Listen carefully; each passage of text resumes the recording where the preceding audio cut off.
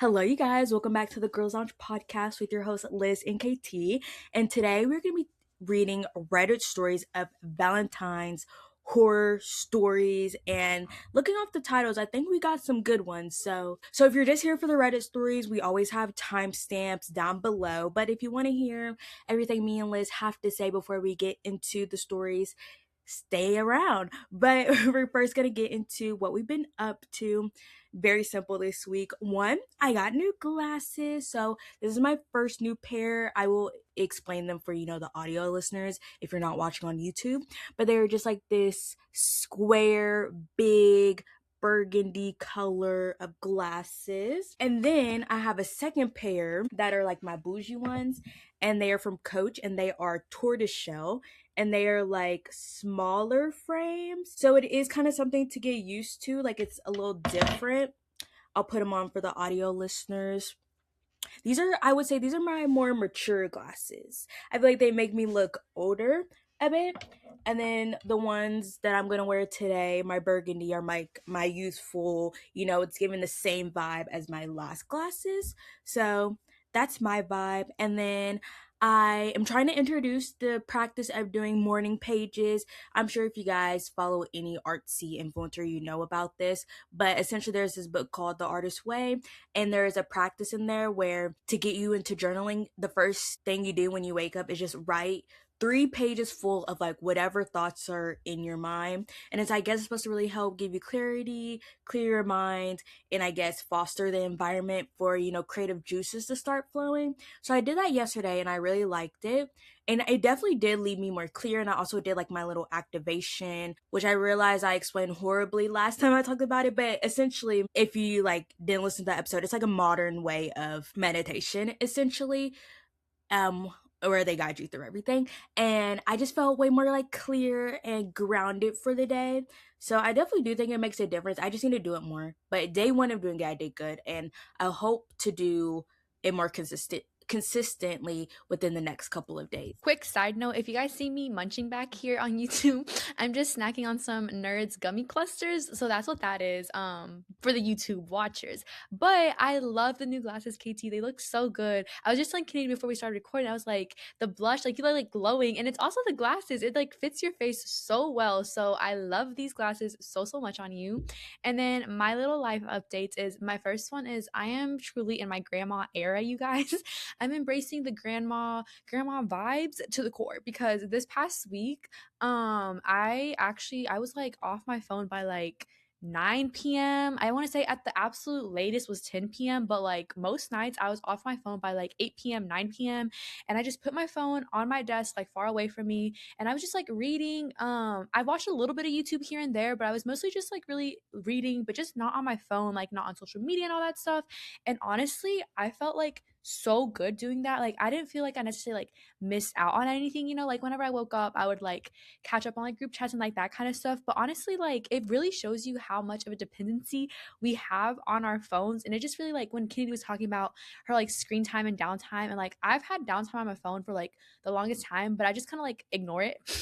Or like I still get on my phone, but just like it being far away and having it on like that downtime D&D mode and everything, it's just like you're in your own world. Like it's not buzzing or anything. So I highly recommend kind of like getting off your phone a little bit earlier. And I just felt like it was so much easier to fall asleep when I was like reading and stuff and then just wake up earlier. I am still struggling on the like getting out of bed earlier part, but baby steps, progress is being made here. And then my other little life update is if you guys were watching on YouTube last week, you would have noticed I was wearing like a little like blue ring, and it's because I got a ring con and it finally came in the mail and I'm so excited about it. But if you guys don't know what this is, it's basically like an aura ring, like the competition at aura ring, but the aura ring has this monthly subscription and ring con doesn't. So I'm really excited to like test it out and see how I like it. It's only my first day wearing it, not even first day, it's been like an hour, but I'm really enjoying it so far. So I'll keep you guys updated on how I like it. And then my last little life update is I got my nails done if you're watching on YouTube, and I absolutely love them. I think this is one of my favorite sets. It's just, if you're listening, it's like colorful, kind of like, I don't know, springy vibes, but we're still in the cold here. Like, why was it snowing before we started recording? But anyways, those are my little life updates, but just really embracing the grandma core. Yes, and I do have to say, before we move into our next segment, one, I may have to steal some tips from Elizabeth and put my phone literally somewhere else because even though I do have it on downtime, I still am working with like the itch to get on social media. Thankfully, I still have the restraint that like I don't ignore it, but I feel like I find myself sometimes I'm just like waiting for the downtime to be over so then I can get on my phone. So I'm like, ooh, I need to cut that. And it is kind of hard because I use, even though I'm not on social media, I do use Spotify a lot. Like that's a staple in my night routine because of podcast or music. And I don't want to take that away. So I need to be more disciplined than like, okay, only Spotify, which like, duh. But like, as soon as that's over, girl, put that phone away in your desk. So I think literally like as soon as I'm like done getting ready, literally put my phone in a desk drawer because like I don't need it for an alarm or anything. And I definitely have been taught that like I don't need this dependence on my phone. So I definitely am gonna steal that, putting it in my desk. And then also Elizabeth's nails are literally the cutest thing. I literally slid up on her story and I was like, shut the bleep up. Those are so cute. And I said, girl, post those to TikTok. Like you are about to start a whole new trend. I need to get on the TikTok part of it. I'll do that today. You know, Kenny just inspired me. And my last little thing on the phone, you guys, it truly makes a difference it being like far away because my desk is like in the other corner of my room, far from my bed. Because sometimes, at least me personally, when I have my phone on like downtime and D and all that stuff, it's still my like favorites. Like they still like go through, you know, like if they call you or anything. But I would hear my phone buzz. But I was like, I'm way too comfortable in bed to physically get out and like go on it. So it would just like really not detriment. It would, I don't know the word, but it would make me not get on it. So I do recommend you guys putting it far away. So let us know, can you keep us updated on how that goes for you good. But without further ado, we're gonna go ahead and get into our favorites of the week.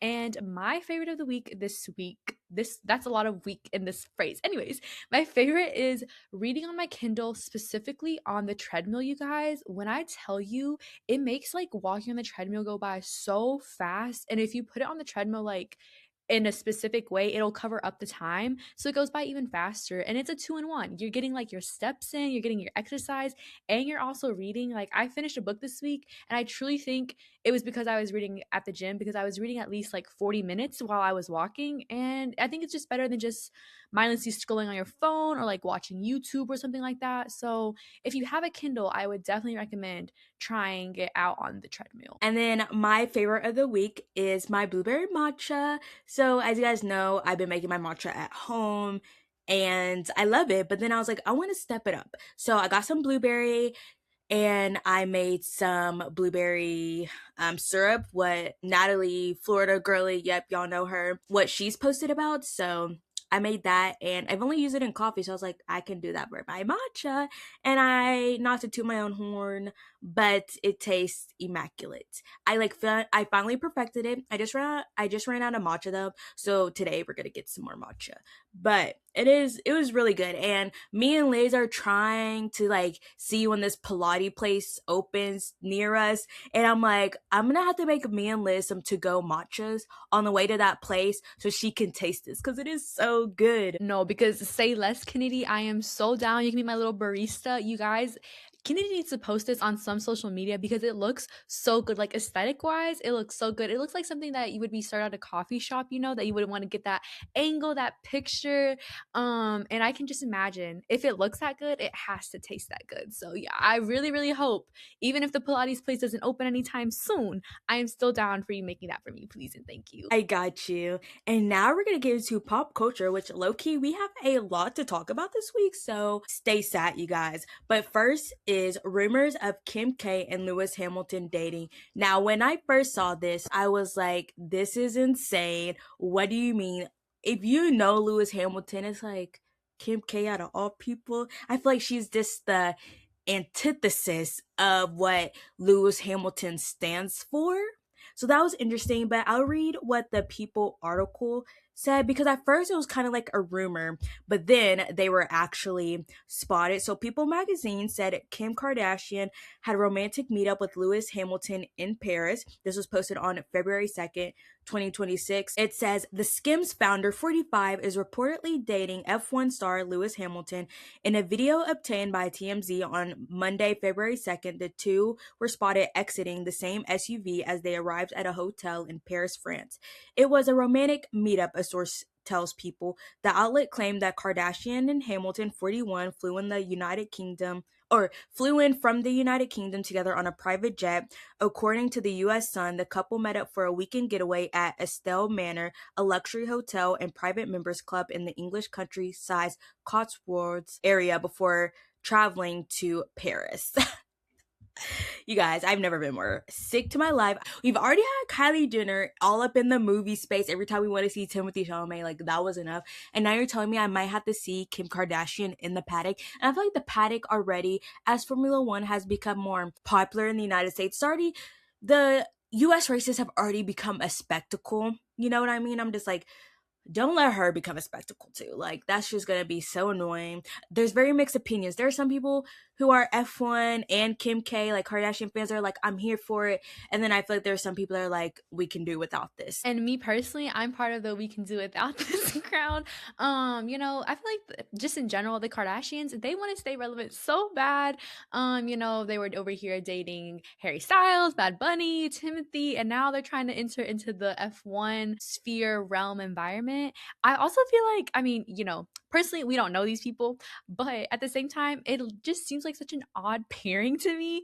I don't know, I really want to, what do they talk about, And then I'm just like waiting because I just know, she doesn't give that like classy F1 vibe, and just the whole Kanye, he's gonna come out and say something like she has some, I don't know, she's not related to him, but she has that, I can't speak today, you guys. She has that reach and connection with him or something. And I'm like, that man's gonna try to get involved with F1 and, he a mess. So I'm like, why? Just, again, they're just trying to stay relevant. They see where the people are starting to pay more attention to, and I'm personally not here for it. I truly wonder what they talk about. I agree. And what this shows you is that men will say everything, but at the end of the day, they are still men. So they will disappoint you, and they low-key just be getting on social media or whatever, lying. But it's like the same vibes of when a liberal girl gets with a conservative man. It's like, who are you really though? Like, where do your morals really lie? Like, you talk all this talk, but when it comes to the one you lay down with, that's who you choose. So like, that's my tea about it. And it's just so interesting because the Kardashians have obviously been, culture vultures this whole time. And it's no coincidence to me that they are all dating black men, and then they're all with the white man. Well, Kim K is with a black man, but you guys know what I mean. And another thing that always just really, really rubbed me the wrong way. This is not Kim K related, but Kylie Jenner and Timothée Chalamet. So obviously her kids, the dad is Travis Scott. So it was just, it was really, I was really confused on why the Christmas tree with the gingerbread tree that Kris Jenner has with like all the kids' names, the grandkids, blah, blah, blah. I was like, why is Timothy's name on there but not Travis Scott's? Now that is something that's rubbed me the wrong way. And so in my opinion, I just think while they may be like, oh, I love these men, I think a lot of it is image. So our other little topic that we have, you guys, is Connor Stormie, which he plays Ilya on Heated Rivalry. How could I forget the name for a second?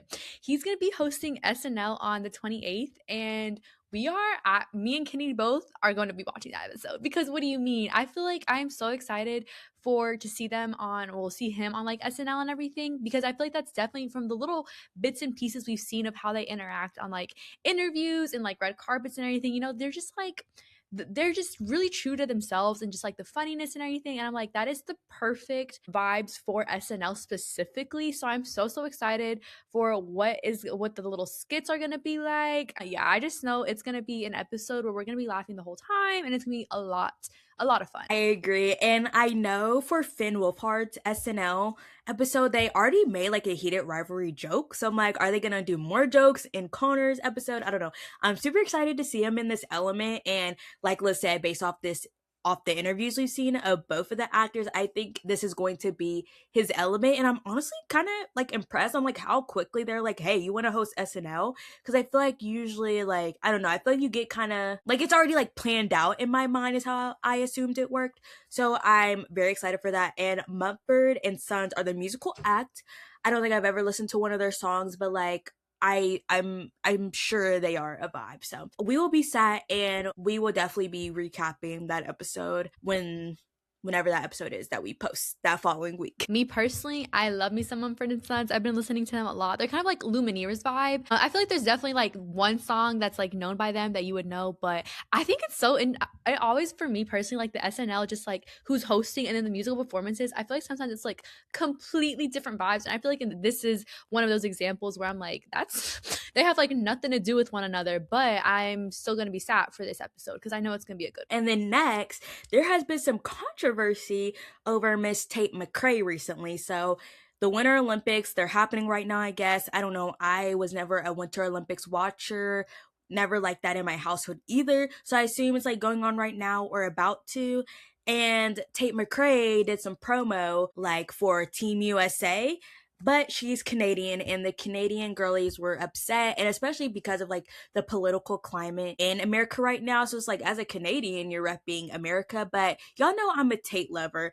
And honestly, while she's Canadian, I feel like a lot of Canadians, like actors, singers, they do a lot of work in America. They live in America. So I guess, like, to me, it makes sense even though she's Canadian. Like, I don't think it's, like, I understand what people are saying and I do think it's valid, but at the same time, let a girl make some money. You know, she does her work in America. She lives in America. Her friends are in America. She tours in America, all that stuff. So it's just like, I feel like it kind of makes sense for her brand, I guess. And I feel like, in my personal opinion, as someone who's hasn't been to Canada, so take this as a grain of salt, I feel like we are probably more similar, both countries, than people would want to, just because we are literally connected. We're on the same thing of land, you know what I mean? And both countries have pretty dark past.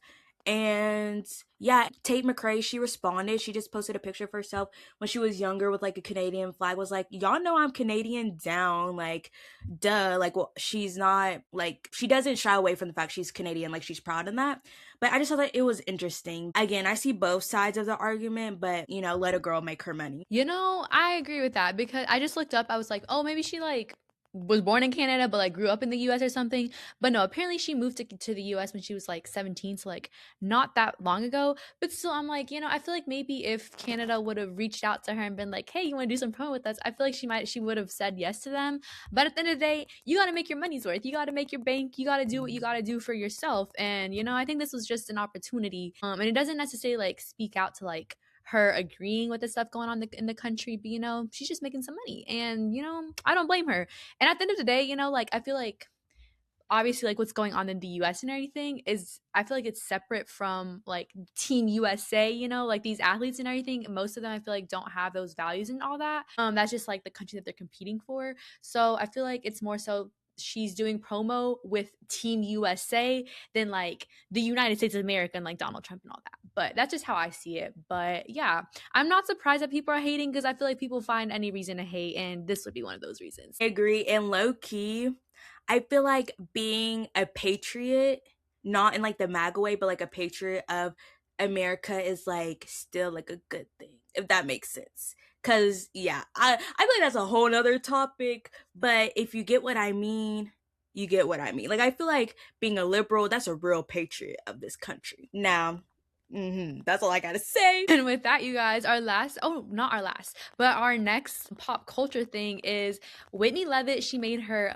Broadway debut on Chicago this past week, I believe. And I honestly, obviously, I feel like she's been teasing a lot on her TikTok of people like what does she even sound like when she sings? Like, we've seen her dance, but can she sing? And she's been teasing a lot, but like not giving us what we want, which is to see her singing. But I feel like we saw a lot of content, even, which I thought was very surprising because I feel like normally Broadway shows are very strict on like no phones, no recording, like that kind of stuff. Like they will like kick you out if they see you recording. But I feel like for the debut, they kind of, I don't know, they laid back on their rules a little bit or something, because I saw a lot of different clips on TikTok of people that were like there in the audience watching it. And then obviously also like the official like Chicago account, they also posted clips and everything. And honestly, I feel like she's doing her thing. While, as you guys know, I am not like the biggest Whitney supporter here and everything, but she's making her life, she's making her work, she's doing her thing, kind of like Tate McRae. And then the like tea part is MomTok showed up and showed out at her little debut, and we saw everyone, I think except Demi question mark, but then I started seeing things where like Demi was there, but just not with like the MomTok group. I don't know, but we saw a lot of like YouTube, not YouTube, Utah influencers in Broadway watching her little debut. But I think it's definitely, she's doing her thing. She looks happy doing it. So I guess go her in that sense. Yeah, and like honestly, like you can like have your opinions about people like no matter what, but at the end of the day, you can't like ignore talent, you know what I mean? And I'm not saying Whitney like the best performer I've ever seen in my life, but from the little clips I've seen, like she looks good. I will say the Roxy I had when I saw Chicago. I mean, she ate. She ate. No shade to Whitney. But yeah, from what I've seen, like she's good. And love that for her. She leveraged TikTok, MomTok to like do her thing. I saw a TikTok where Whitney was being interviewed and she was like, yeah, like I leverage all this to do what I really want, which is like acting and performing. So like go her. If y'all were in her position, y'all would do the same exact thing, especially with like all the Dancing with the Stars stuff. So like go her for that. I was honestly surprised that all of MomTok was there. I saw another TikTok that was referencing how like they were surprised Jen was there because apparently Whitney had said in the past, like, there's like no relationship with Jen at all. But I can see maybe they were filming for the show, and like of course it's MomTok. Like everyone's gonna show up or it's gonna look bad. So I thought that was interesting. And also a side little tidbit, I saw that Tarte threw like an after party for like this Broadway debut and like threw a party with Whitney and stuff. So I thought that was cool too. And then this just reminded me to say this. This is like not in our outline or anything, but you guys. So I completely forgot to tell you guys last week, me and Kelsey, if you know, we scored Harry Styles tickets. So we're gonna be seeing Harry Styles in October at Madison Square Garden. Don't ask how much they cost because my bank account is currently crying. My mom asked me how much. I said, you don't want to know. You don't want to know how much I spent on these tickets, but it just brought me to. Let me get on track here. What I was gonna say was I don't know how long her Broadway show is gonna be, but if she's like performing in October when me and Kelsey and possibly Kennedy is also in in New York, I am so down to go watch, and I'll come back with my full review of her performance on Broadway. But I just like randomly remembered, yeah, that's a little piece of information for you guys. Yes, and then last we are gonna be talking about the Super Bowl halftime performance, but our future selves are gonna talk to you guys about that, so we'll let them tell you guys all about it. Okay, guys, this is us from the future. But we're just gonna talk about our little halftime Super Bowl thoughts. And first off, I just want to say I love the halftime show. I have like zero complaints from it overall, but we're just gonna go ahead and deep dive into our thoughts and views on the halftime show. Yes, literally, I was just waiting the whole game, first half of the game. I was like, ugh, when is Bad Bunny coming? When is Bad Bunny coming? And I mean, I really liked it. I mean, honestly, any halftime show, I'm entertained. But I obviously don't speak Spanish. Well, I shouldn't say obviously. I don't speak Spanish if you don't know. And I didn't know what he was saying, but I was sad. I enjoyed it. The biggest thing for me is the imagery. I feel like even though I didn't know what he was saying, the imagery kind of told the story itself. So I really liked it. And I think it was a really good portrayal of life as a Puerto Rican, but just as the Latino population. Yeah. A good look on just like little cultural things that they can all relate to. I love seeing the representations of all the different types of Latinos, not just, what you may think, like the Afro Latinos, and just what Latinos look like, because I feel like always with every race identity you have, the media pushes you like, oh, it looks like this one way, but it's truly like every race, everything comes in all different shapes, size, colors, and I just thought it was beautiful. And yeah, I would say that's like my biggest things. My favorite part was probably the end, but not in that way. I mean in the end when he was naming off all the countries that are, part of America. Because when you say America, America is not just the United States of America. Like North America, that's a continent, and then we have South America, and all of the people, like we are what makes America great and beautiful, just a beautiful blend of cultures coming together, living in unity. That is what makes America great. That's what makes America move. That is how we built up America to how it is today, not that hateful stuff. And I'm like, I've never felt more patriotic and proud to be an American after watching Bad Bunny, because like that is what America is. And overall, I just really loved it, and I will be watching it. And I've been loving all the deep dives into kind of like the imagery and like the cultural aspects of it.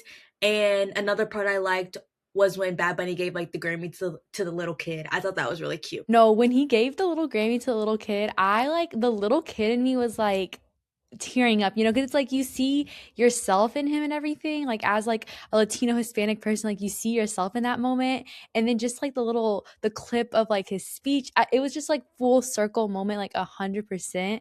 Like Kennedy said, this Super Bowl performance had so much imagery and so much significance in it. It truly was like in this day and age, especially like with the political climate and like all the hate towards like Hispanic, Latinos, and like immigrants in general and everything, this Super Bowl performance was for them. Like it was truly for us. It was for like our people and everything. And I absolutely loved all of the imagery. There was so much imagery that's like, if you're a Hispanic Latino, like you knew. Like I watched it with my parents and like my aunt and everybody was like, "Oh my gosh, like that's crazy," because it's specifically the scene where it's like the wedding scene and the kid is sleeping on the chair. That is like a canon event. If you are Hispanic Latino, like at a party, those parties don't end like at 10 p.m. No, they be going all night. And so like the kids, they get tired too of running around. So kids are always like sleeping on little chairs that are makeshift beds. That's like a canon event, and seeing that was just like so funny. And then I absolutely loved all of the imagery. I can't speak right now, but it was like every single moment of it was so much, just like the beginning also of the fact that it was like farm workers and everyone, like agricultural workers. I thought that was like definitely like imagery and significance there, to then like the nail salon and like the dancing and like just everything about it, the old people like playing outside at the table doing like their little card game or something. It was just like very much significant to Latino culture and like Hispanic culture and everything. And it just really felt like you could like see yourself in the screen and it's in the show.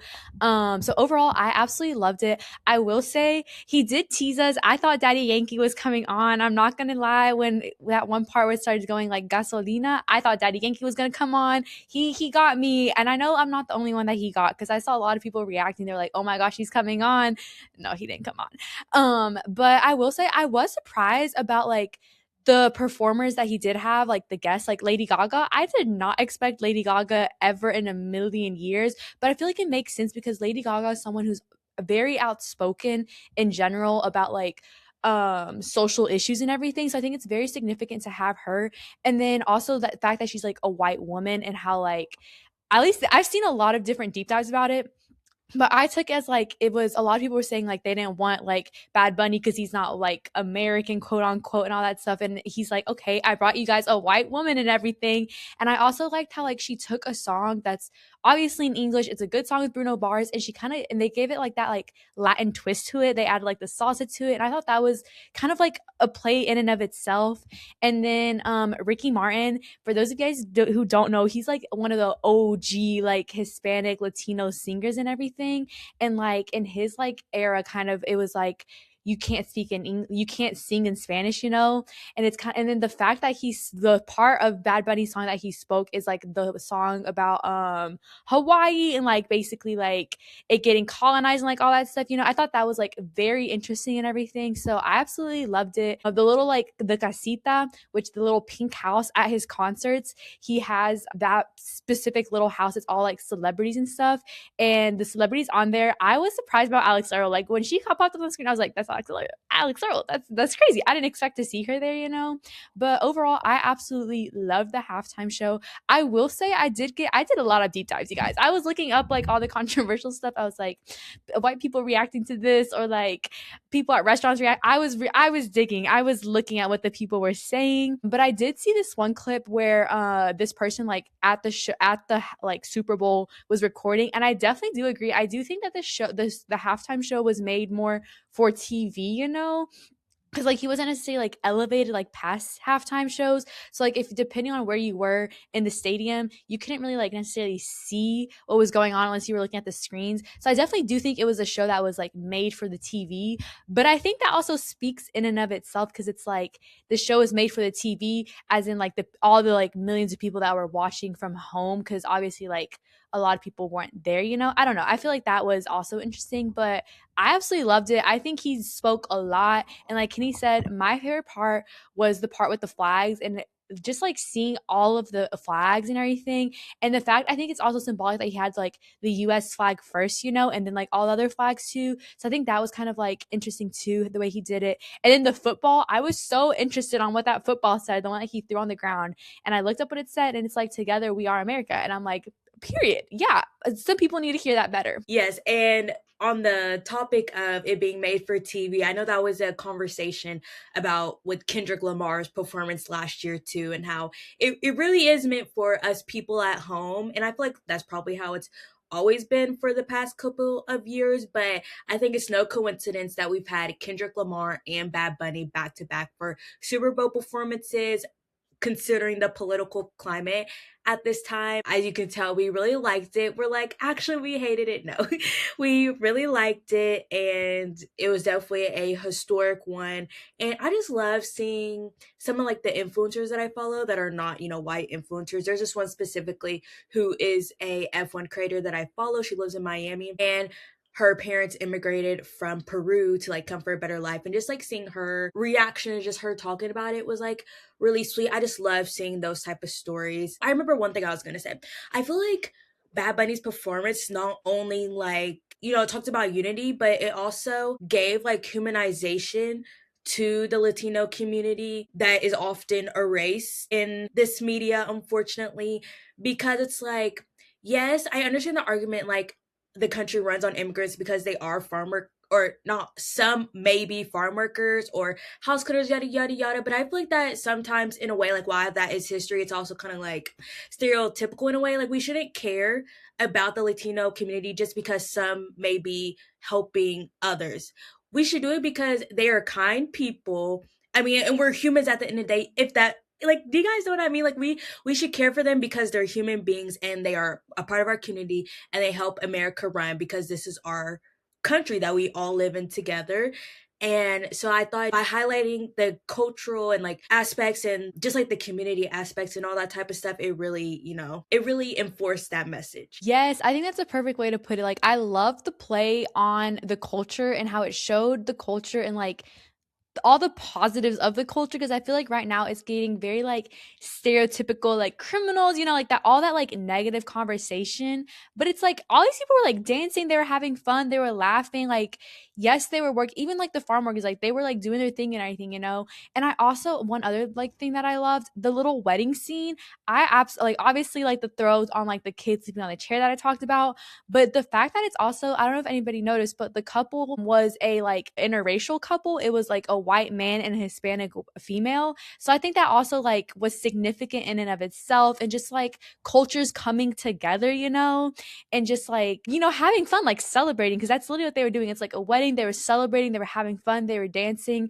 And I think it really like Kennedy said, it shows like the humanity of it. Like at the end of the day, like all of the political stuff and like the social stuff that's going on, it's like this is people, like these are real people that you're affecting and everything. And I think that was like a really good way to show it and just like bring more attention to everything about it. I absolutely loved it. I think he did his thing. And definitely like even the fact that like at the end with the flags obviously, but the background where it had like the part of his Grammy speech where it was like what was it? Love is better than hate, or like something. I forgot exactly what it said, but you know what I'm talking about.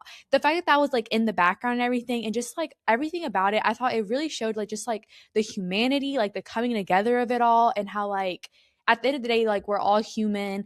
And yeah, like he did his thing, he ate it up. And honestly, all the people that are hating on it, you guys missed the message. You guys missed the whole thing. And I feel like you don't have to speak Spanish, you know, to like get that and get like you know the parts that he did say in English, or like the words in English. I feel like that was like the overall message. And for people to still be hating on it, I'm like, you guys are hating on absolutely anything at this point. Like it just doesn't make sense. And at this point, it's like, okay, you're just blatantly racist. Like, there's no other way around it. You are racist. You hate people of color. You hate anyone that's not like you, because how are you hating on this message of like unity and love? But yeah, wow. It baffles me truly, you guys. But I think that he did his thing. And all the people that were on that little Turning Point USA, All American show or whatever, you guys are the ones that are like the issue here, you know? But yeah, he did his thing. He ate it up and he shut down all the haters. I agree. One last thing, so editing, Elizabeth doesn't hate me for talking, but I watched a TikTok and they made a good point about, like, well, technically, in my personal opinion, like literally everything is political. Literally, my whole existence is political, but in the sense that, you know, it's a super time. It's a Super Bowl halftime. Like, that's not necessarily supposed to be a political thing. Yet, those same people who were so happy about the Turning Point USA All American halftime, which that wording was very deliberate, but they were talking about, we don't want to make it political, but they are the ones that made it political because they made a whole other halftime performance with a bunch of nobodies. So yeah, that's my 2 cents on that. Just to go off Kennedy real quick, that part, because they were the first ones to say this is political, having Bad Bunny on here, were the first ones to make a whole other show. Never in the history has there been another halftime show just because you didn't like who was performing, and that in and of itself is the issue, you guys. But I feel like most of the people listening to us are in agreement. If you're not, this is your guys's adios, see you later, not see you later, see you never. You know where we stand and everything. But yeah, I'm so happy, and I hope people like truly get the message of that halftime show, and we'll see how it goes. Yes, so we hoped you liked our thoughts on the Super Bowl. Back to the episode, or back to our past selves. Yeah. And those are all of our Super Bowl thoughts. Yeah, I hope it was a good show. I already know it was. But now we're gonna get into what we are watching, and for like the first time in history, there's gonna be nothing, you guys. For me, I just have not been watching anything. I do most of my watching over the weekend, and with the way we record it, it just happened that it was during the weekday. So I have not watched anything, but trust, this weekend is another weekend I want to dedicate to reading and watching stuff. So I will come back with a lot more things to say. And then same for me, you guys. I haven't watched anything at all. I've been really, that whole downtown thing, I just haven't been like even like watching things at night, but I've been doing a lot of reading. And then I've been watching a lot of YouTube, catching up on that. But like TV show wise, nothing new. So without further ado, we're gonna go ahead and get into our song of the week. I'll let Kennedy go first for this one. Yes, so my song is Guess featuring Billie Eilish, which is by Charlie XCX and Billie. I thought it was interesting that she like wrote featuring Billie Eilish like as part of the song title, but the song is a little bit more like, you know, it's a club song, so I'll keep it a little PG with the part that I'm gonna play for you guys. But just know my favorite parts are when they are talking. If you know, you know.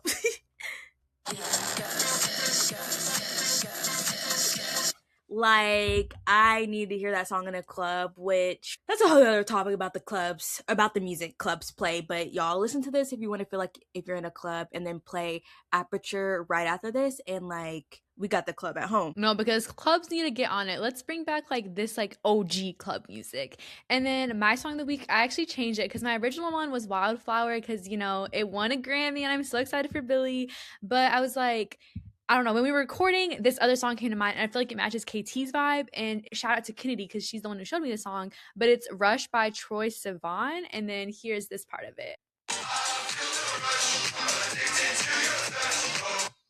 Yeah, just like that kind of, exactly. You play Kennedy's song, then you play Aperture, and then you play this song. That is the perfect club right there. But unfortunately, I feel like there's no club near us that like have that vibe. So I think we need to create our own club called the Lounge, the Girls Lounge, and girls come in free, boys have to pay.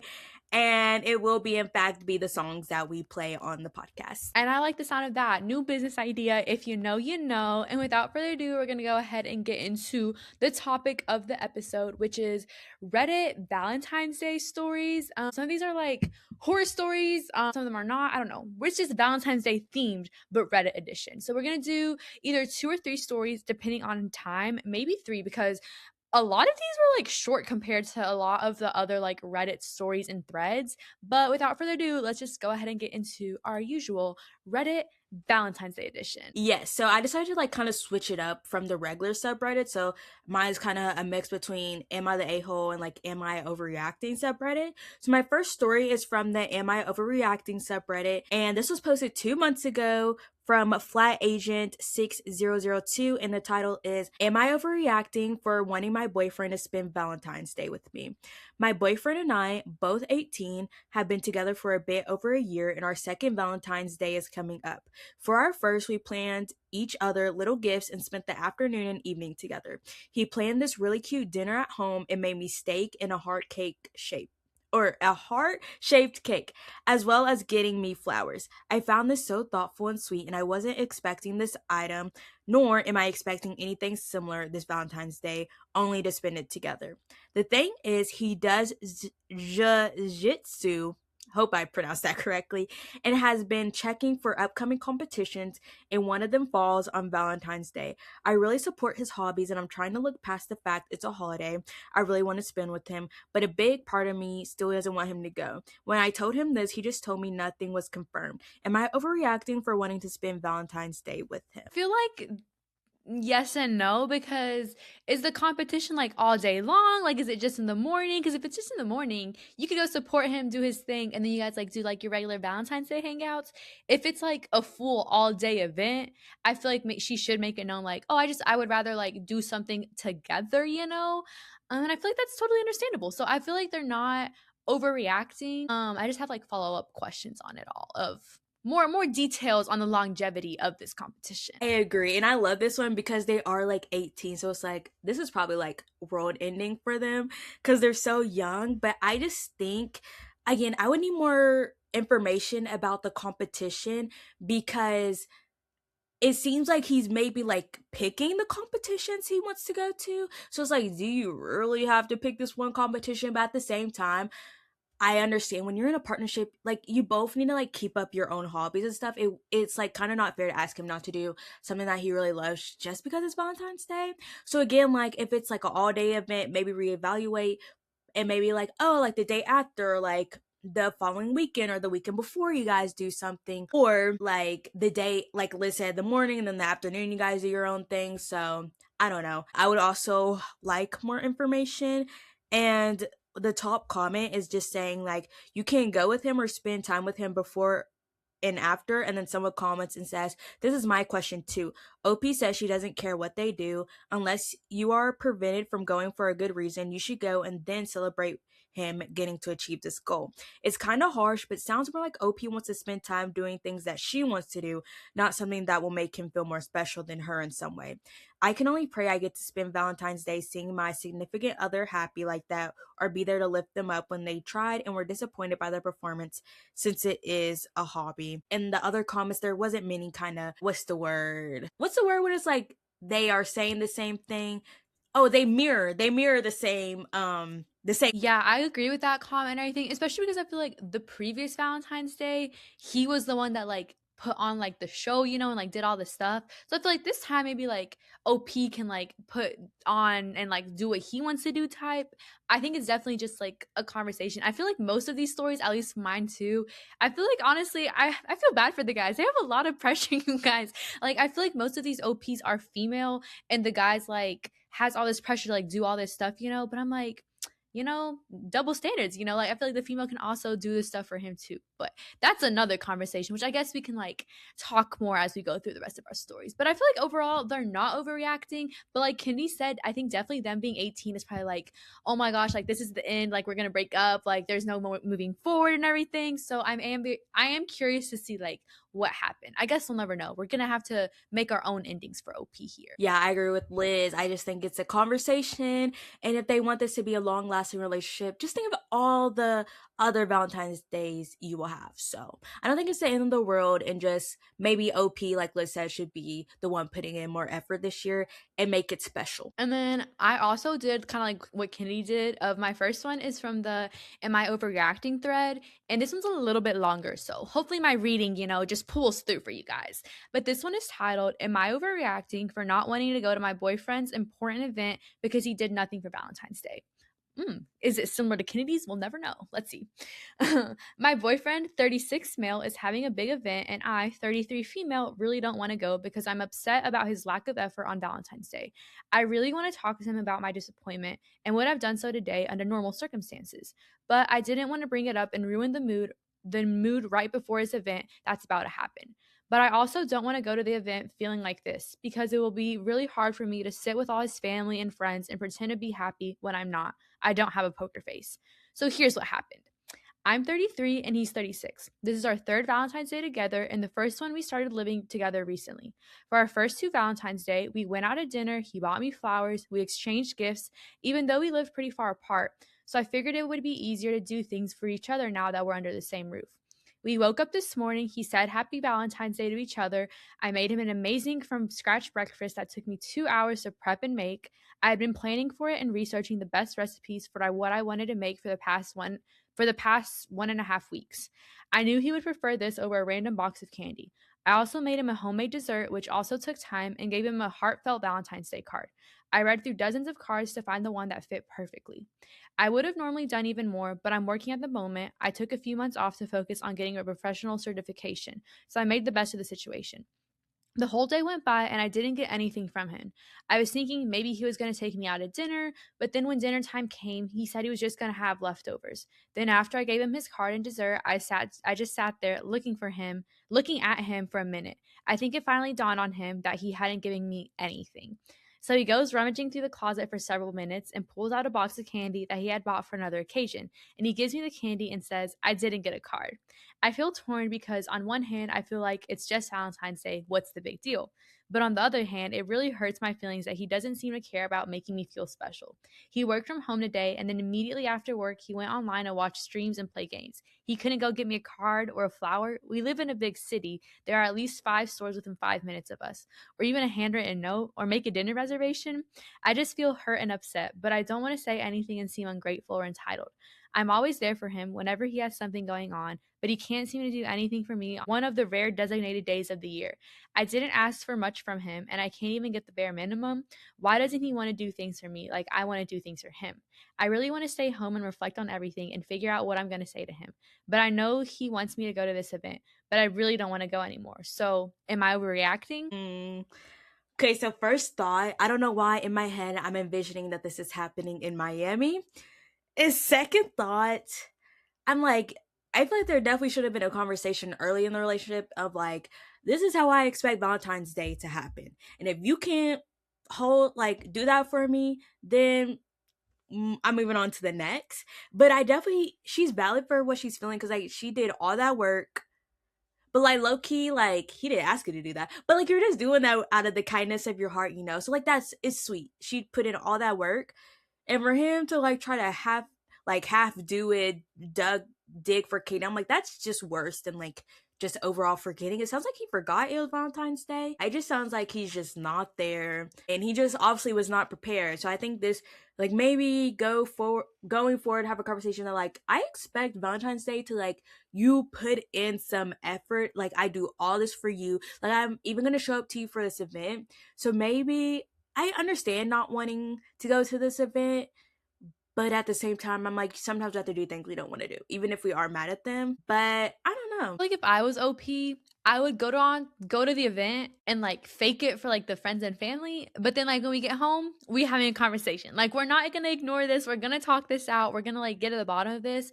I also do think that like the fact that they're living together, maybe like in a guy's mind, he's like, I don't have to like worry about that no more. Like it's more like I mean, you're still dating, but it's not like honeymoon phase, more quote unquote. Like it's more like I don't know, like realistic kind of in a way. I don't know. I don't think I'm explaining myself right, but I feel like for a guy, maybe that's like the pressure of it's like off, you know, like you don't have to like impress anymore. Like you're already together, like you're living together. So like, what's the point maybe for a guy? So I feel like because you know the previous 2 years they like did stuff and all that, and like that's the only thing that's changed is that they're now living together. So maybe for like the guy that kind of like I thought maybe it took off pressure, but little did he know he should have still done something, you know. And then also like the fact, and then it's just the fact that he was like gaming and streaming. instead of like going, so it's not like the lack of time or anything. It's just that like he simply didn't really care that year, I guess. I don't know, but I definitely think that they do need to talk about it.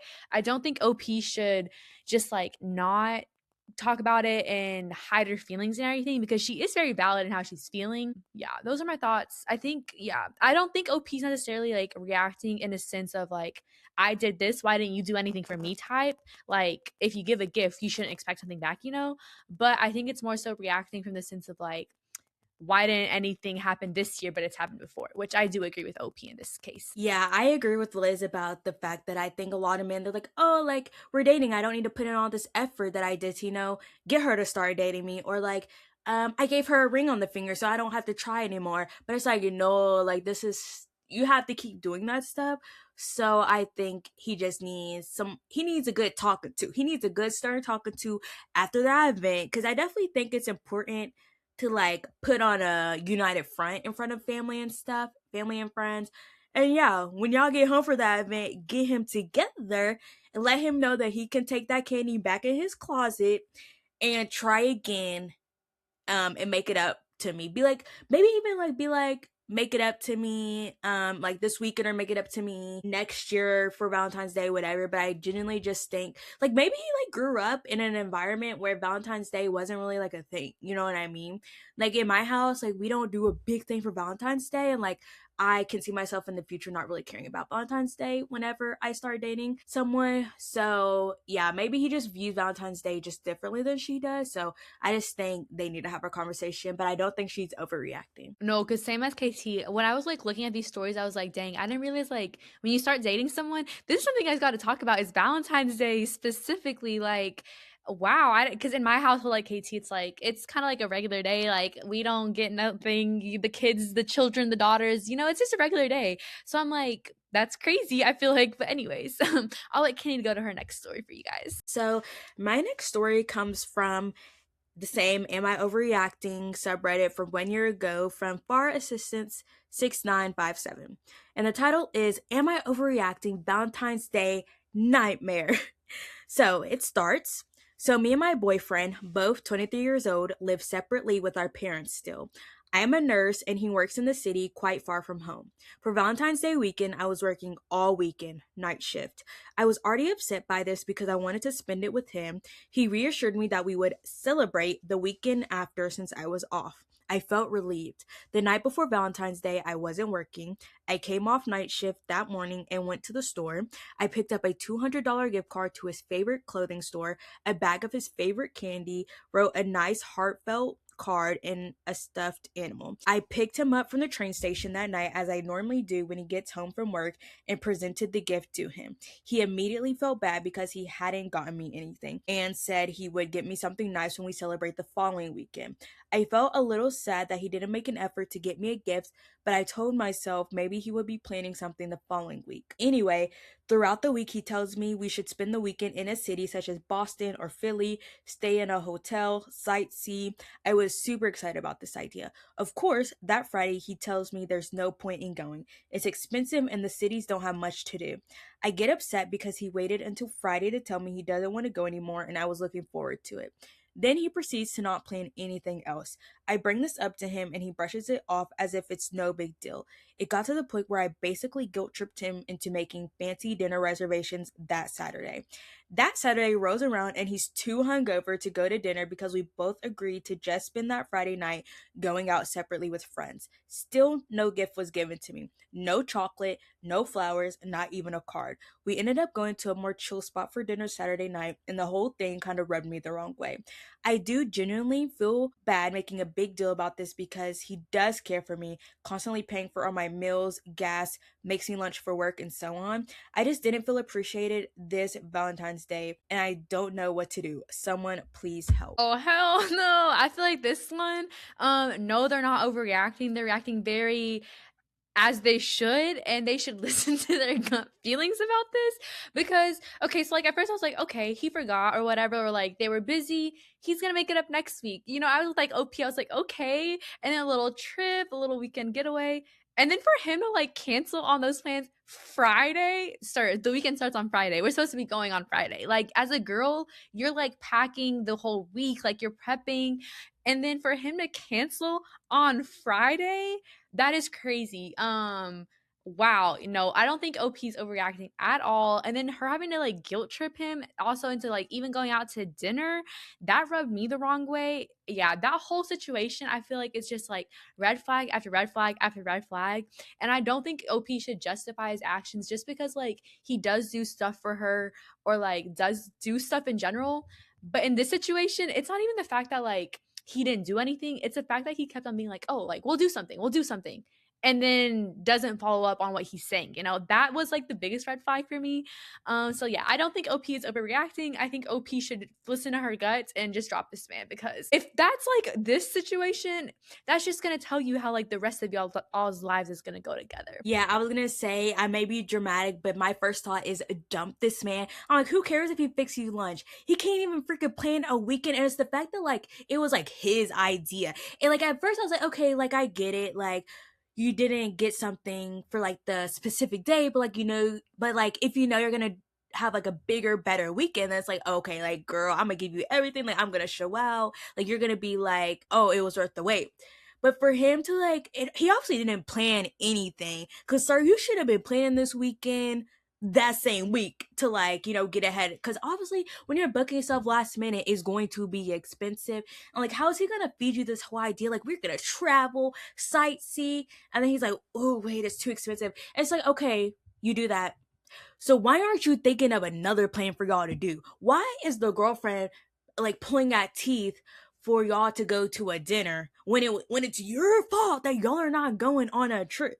And then the fact that he didn't even at least get her a present when she just finished night shift and she still managed to go to the store, buy you a gift card, write you a nice card, get you some gifts, but God forbid you have to do a single thing and you can't do it.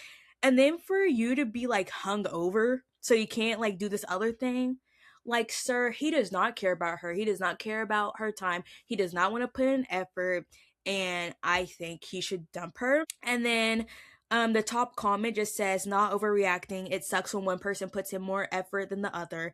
I know we give a lot of weight to Valentine's Day, and maybe there can be less pressure about that, but dot dot dot dot.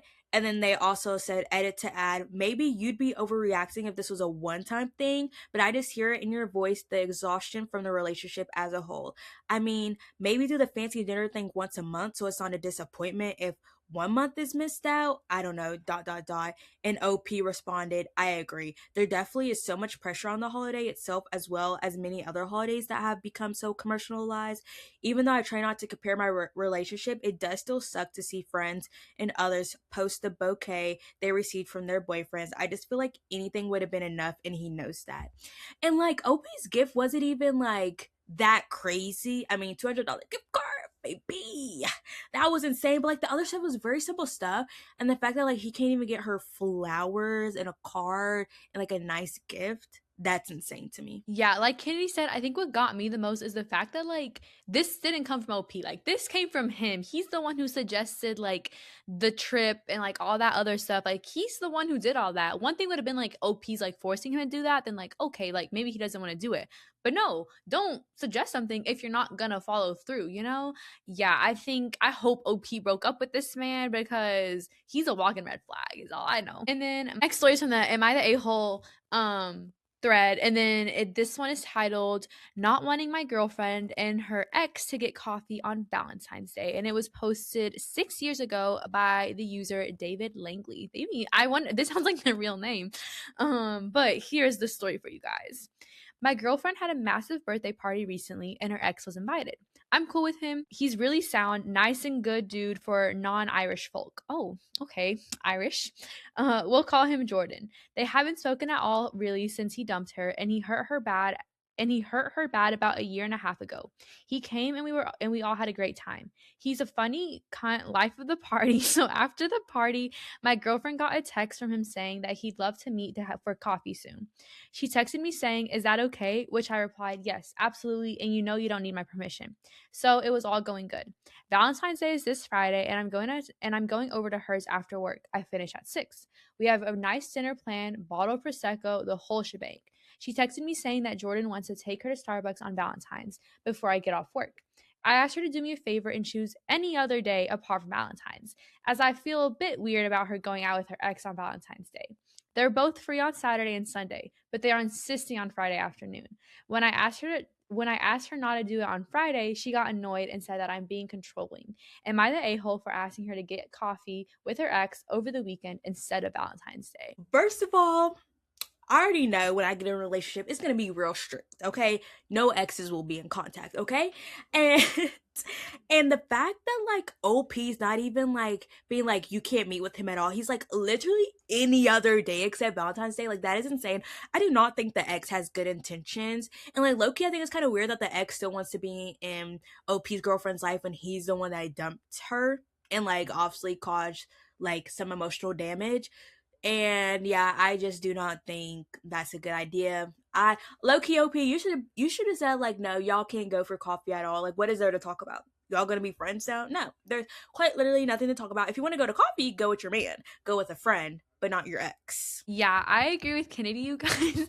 The fact that it's Valentine's Day and that they're both insisting, yeah, this is asking for trouble.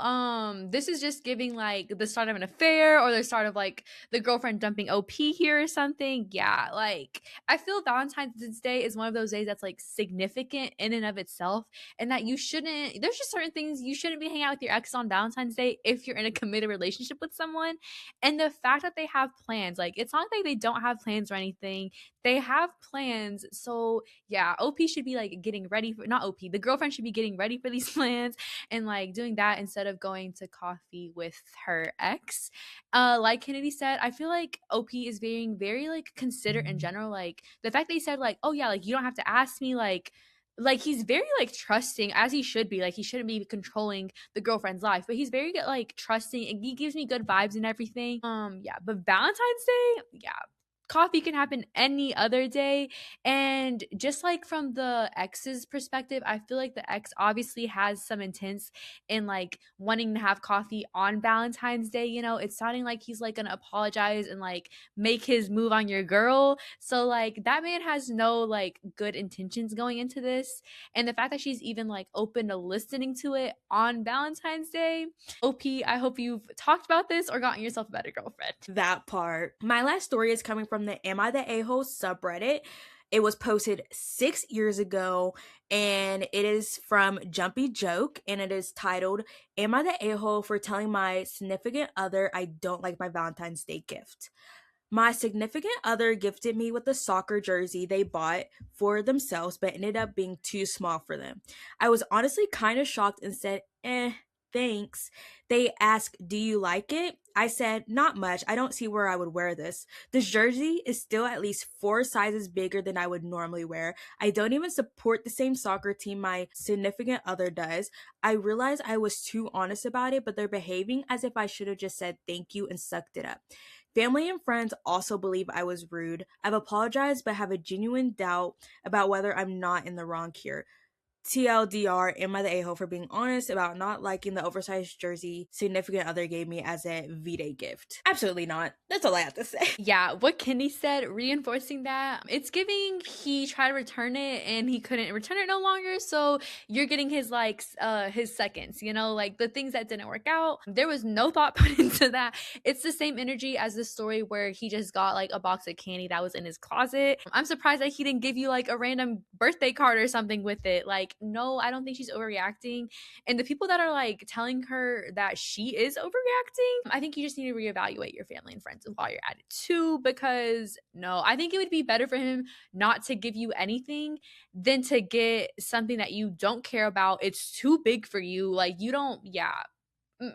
Absolutely no. That I hope you called it quits with him. It's so obvious that there is no time effort put into it. He probably just saw it, like let's say he probably like can't return it, and that's why he's like, oh, I'll just give it to my girlfriend. Okay, give it to her randomly, I guess, but not as a Valentine's Day gift. And she doesn't even support the team that you like. And like I understand, like if you're in a relationship with someone and you have like a team you're so passionate about, you would like, want them to get in on it. Okay, but get them like their own like jersey that fits them and like is their style instead of like your leftovers. Like that's so weird. The top comment says, "Not the a-hole, sounds lazy and not bought with you in mind. Besides, if I bought a present for my girlfriend and she hated it, I want to know so I didn't do it again." And then someone else said, "You said thanks." Then they asked, "Don't ask if you don't want an honest answer. Not the a-hole." And then this other comment says, "Not the a-hole. Honestly, I don't even think this is about being the wrong size or team. It's the fact that he got himself something, couldn't use it, and then try to hand it off as a lazy gift for Valentine's Day. It's not about the value of the jersey, but rather the thought behind getting someone any gift, whether a gift of labor such as cooking, massages, chores, etc., or a material gift. He wasn't thinking of you at all when he got the jersey for himself. By him gifting you that, he silently acknowledged that he didn't think of you at all, and that's honestly shitty."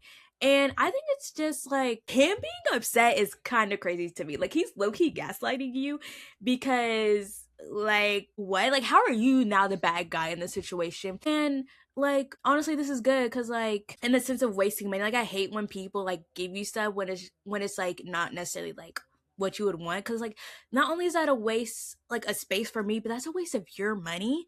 And I don't know, it's just obviously like all these comments said it was lazy, not thoughtful. It was just like, here's a gift because I feel like I have to. No thought whatsoever. That last comment, yeah, everything they said, facts. And my last little emphasis, the fact that it's like four sizes too big, like it's not even a size that you would wear. Like you're not gonna wear this. So like he should just keep it. Yeah. Wow. It's the audacity for me. But my last story for you guys is from the Reddit, the Am I Overreacting one, and it is posted 2 years ago by the user strange underscore ad underscore 2172. And it is titled, "Can I please get brutally honest feedback about this situation?" The beginning is kind of like the background, and then it'll go into like Valentine's Day. Okay, this is my first time writing something on Reddit, but I just wanted others' opinions about this whole situation. To start off, I'm 19 years old, female, and go to a trade school. I'm about to be finishing this Friday.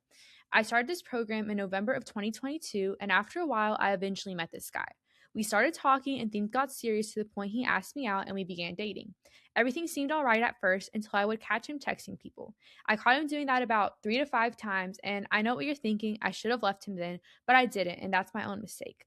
We had conversations concerning that topic. He stopped, quote unquote, and we continued to stay together. Our relationship improved, or in my eyes, it did. PSA, I need to start cutting off people when they do me wrong the first time. I know we say forgive and forget, but you know what you're doing to hurt that person, and that's my problem. I always want to give someone another chance if I see the good in them. Anyways, I don't want to tell my whole story because it's so much to unravel, but if this gets anywhere and someone wants more details, I don't mind sharing more of my story. I just want to talk about the recent crap that had me completely done with the situation. So the trade school I go to, we live on campus kind of like a college, but more with rules. There's a girls and guys dorm, and we have cameras all around campus. So he got kicked out of the program because he was caught on camera stealing something. His story to me when I asked him was that he didn't want anyone else to steal them, so he grabbed them so he can return them later. In my eyes, that was a dumb excuse or answer considering we have cameras everywhere. So even if someone tried stealing them, they would be caught just like how they caught you. He got terminated from the program, which was hard for him because his parents didn't want him to come back home for some reason and he would be homeless. The day he got kicked out when he had an argument prior, so I didn't really want to answer the phone. When I seen him call, but something told me to. He called me crying, telling me the story, and I just told him to call his mom because I can't really help. He called her and she said she didn't want him home. So me being me, I could never have someone I love sleeping on the streets, so I asked my mom if it's okay if he stays in my room for the time being. As long as he finds a job, cleans up after himself, and is respectful and helpful, rent-free. She said it was okay since I trusted him so much, she trusted him as well. We get him a ticket to my place and we pick him up from the train station with all his belongings. I leave back to school that following Monday. He is now staying in my room and living with my family. Everything was going okay for like 2 weeks. Then stuff starts going missing around my mom's apartment. lighters, carts full of packages of food all at once. And it was tripping my mom out because she didn't want to automatically assume. On the other hand, my stepdad was kind of noticing weird behavior, and keep in mind, all this time, he never left or went outside once to look for a job just to get fresh air. There was no way he was uncomfortable because he's met them before and he was around them without me or at family gatherings. All this is happening and I'm still at school. So now it's February and he still hasn't left to find a job, and it's been a whole month now. I decided to come down Valentine's weekend to see what's up, hoping things would be okay. I know it wouldn't be amazing, but I was at least hoping for the bare minimum, and it was bad. My room is dirty, not up to my standards. Bathroom's dirty, no applications filled out. Then, oh, I find a bottle of piss behind my laundry basket. All the stuff I'm telling you, I have the evidence to back it up. And when I asked him what it was, of course, a lie, because when does he ever tell the truth? Second thing I found on his photos is a screenshot of a dating app that's recent. So I go to his app store and look at his recent downloads. 4 dating apps he recently installed and re-downloaded them, and read that you already know what to expect. All this while he's staying at my place, in my room, in my bed, and he could have been homeless, looking for girls but not a job. Crazy. Third thing, so after all that I've told him, he has to be gone by Sunday. It was Friday at the time. I kicked him out. Tell me why I just get the urge to check this phone one more time when he was asleep that night. And I find videos of his of his, of his areas, his junk, wearing my wig, jerking off, rolling his eyes back. Not one video, 2 videos, and 2 more videos of my wig on my mannequin head. He was kissing it like and pretending he was effing it. I've never been more cringed out. There's more to this story, obviously, but this is the big main 3 that just happened. I'm sorry, you guys. I didn't read all of this part, so I'm also shook right now. I hope someone sees this, even if it's one person. Please bring all those nosy people here because I need honesty, or like someone to tell in general. I was going to take this to my grave and keep it to myself, but I need someone to talk to. I'm gonna let Kennedy go because I need to gather my thoughts, you guys. Wow. I am in shock. Wow. Men, one thing that we've learned from all these stories is one thing men will have is the audacity. That's the only thing you can count on them for. And wow, he low-key should have been kicked out a long time ago. Like, wow. That's all I have to say. That's all of my thoughts right now. Also, I have to reiterate the wow. You guys obviously know where I got caught off guard. So this man's just like creepy, weird, dirty. The like pee in the cup is like another level of disgusting. And then like the whole wig stuff, and yeah, wow. I don't know how the mom hadn't kicked him out before.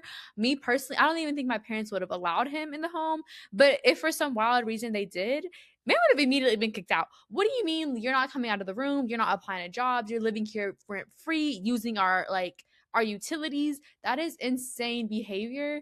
And then I feel like honestly, he probably didn't even ask her to come down to Valentine's Day. Wow, yeah. I hope you immediately kicked him out. Like, threw his stuff out the window and kicked him out, because wow, that is just crazy. I didn't even know that was a thing, but wow. No words, you guys. Kick him out and then block him immediately. And it's just like the whole pee in a cup behind the bed. Surely you can get up and walk to the bathroom because you don't have a job. You're not cleaning. So you're not doing anything. So get your butt up, clean, walk to the bathroom and pee. And like the audacity to be on dating apps when this other girl is literally the only reason you have a roof over your head. Yeah, like Liz said, I don't understand how the parents or the mom didn't kick him out weeks ago. Like, wow. Like, what? Like, why was no one checking about the deadline that like, oh, like he needs to like get a job, blah blah. I would be like, you get a job by the end of this week or by the end of these 2 weeks. If not, adios. And then the fact that like his own parents didn't welcome them into their home, like his home, that speaks volumes in and of itself. So that is insane, you guys. And without further ado, those are the end of our Valentine's Day horror stories, because they truly were some horror stories. I feel like my thoughts over all of this is, I just need, whenever I get in a relationship, Valentine's Day is gonna be one of those first things we discuss, because I didn't realize how like controversial Valentine's Day was, and all like just all the bad energy revolving it. just wow, didn't know that was a thing, you guys. Yeah, I just know me and my man, y'all won't see us at no restaurant. I'm like, I'll give you some chocolates and a card, but like to me, birthdays is probably where I would shine most in a relationship. Like, I'll make you feel special on your birthday. But like Valentine's Day, like just everyone's expectations about the day, and like fancy dinner, I'm like, I don't even want to do all that work for myself. So why would I expect someone else to do that? Mm-mm. Part. If I'm not doing that for myself, I'm not doing that for nobody else. But without further ado, you guys, if you guys made it this far into the episode, which is the end, we appreciate you guys so much. And Valentine's Day is also about the friends and like the friendships. And you guys here on the Girls Lounge community, we love you guys so much, and we're so thankful for you guys. Make sure you guys are following us on all of our social medias. They're linked down below as always. And we'll see you guys next week. Bye. Bye.